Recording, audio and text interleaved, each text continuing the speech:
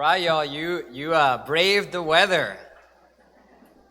I'm proud of you for being here. You know, it could have been easy to maybe think, oh, it's too cold, even though it's not icy, and I'm just not gonna go to mass. And you're here, and that speaks so well of you. So it's awesome that you're here. I am proud of you. I respect that.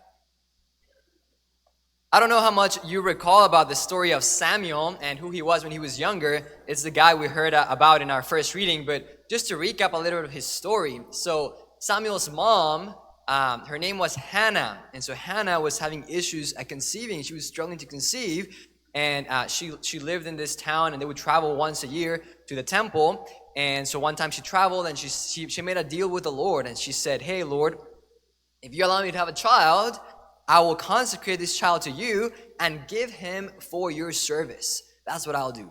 So she goes back to her town and she does conceive. And so she names this son Samuel. This is who Samuel is. And so next time she visits the temple, the once a year kind of thing, she leaves the child there at the temple with the priest Eli. Right? So she kind of fulfills her promise. The Lord gives her this child Samuel, and she had said she would give him up for service of the Lord, and so she gives him up to the temple to serve there with Eli. And so this is where Samuel grows up. He grows up not really at his home. He grows up in the temple. So he gets to see his parents once a year when they come to visit him. But other than that, he grows up in the temple with the priest Eli, serving there. So this is the context in which our first reading begins, right? Samuel is sleeping in the temple where the ark of the Lord is. Why is he sleeping there? Because he lives there. He's grew up there, right? He lives there. It's his home. And so there he is, sleeping not too far from the ark of God, the ark of the covenant. And if you recall, the ark of the covenant was kind of like this beautiful box, very ornate, that contains certain secret things inside, like the manna and the staff of Aaron. And also, it kind of carried within itself the presence of God. There's a cloud that had covered this ark, and so the presence of God kind of abided in this ark. So there he is, Samuel. He's sleeping there, and he begins to hear this voice, right? And he thinks that it's the priest Eli speaking to him. So he gets up and goes to Eli, and Eli's like, "I didn't call you," right? And this happens multiple times, as you heard in the first reading.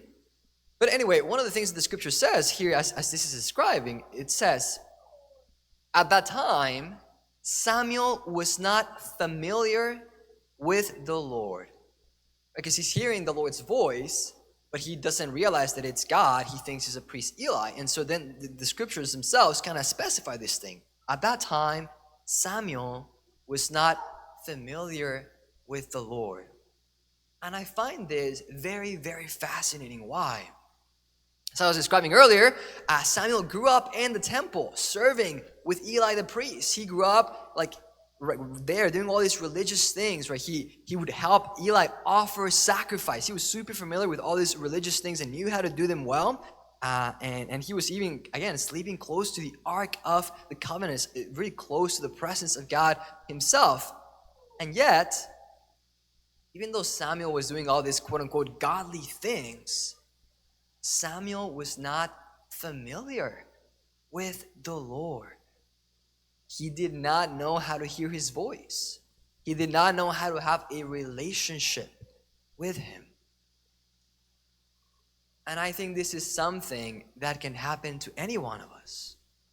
That we grew up doing a lot of religious things. We grew up in the church. We come to Mass. We even perhaps pray the rosary or whatever it is that we like to do as a devotion, and we do the Catholic Christian thing, just like Samuel was doing all these religious things with Eli. And yet, maybe just like Samuel, we are not really familiar with the Lord, with who he is. We do not really have a deep friendship with him. We do not know how to hear his voice. We do not really have a deep relationship with him. And so what we're seeing here in this passage from the book of Samuel is so beautiful, because we're seeing it's kind of holy ground. We're seeing a shift in Samuel's life and his relationship with God. This shift is happening in his life from doing these things, just doing these external things that the Lord asks, right? Because he's there offering sacrifice and helping with these things.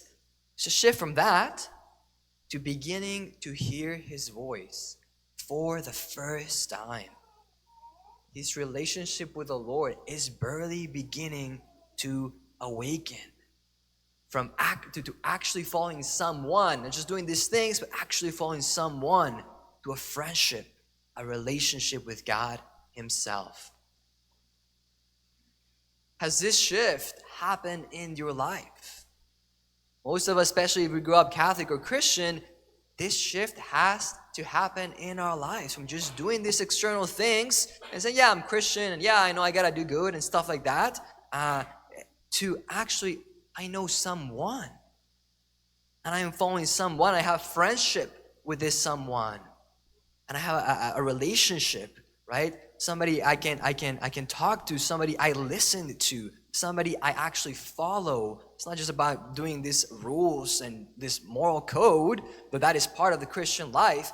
It's about someone, a friendship with someone that makes demands in my life, of course, like any friendship does. Any friendship makes demands on your life.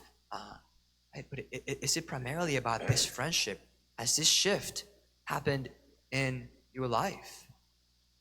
Could it be like Samuel, you are living in the temple, right?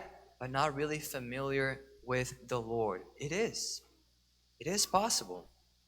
And even if you are already familiar with the Lord, if this shift has begun to happen in your life, or it's happened, it's something that can continue to be deepened. Learning how to hear his voice better, how to have a friendship with the Lord. So how is it that we can become more familiar with the Lord? How is it that we can deepen our friendship with him? We can hear his voice better, or make this shift happen if it hasn't happened. I think a lot, especially of if you're kind of at a high school age, it's an important age, right? Where you begin to choose for yourself. Am I going to be a Christian because I want to be a Christian? I have to choose. Am I going to follow the Lord, right? For this, we have to hear his voice. So how? How do we do this? What's really fascinating, like I was describing before, that Samuel is sleeping by the Ark of the Covenant, where the presence of God is. And like I mentioned before, there's some holy objects in this ark. We have the manna from the desert that's here in this ark. Well, where do we have the greatest presence of God here on earth today?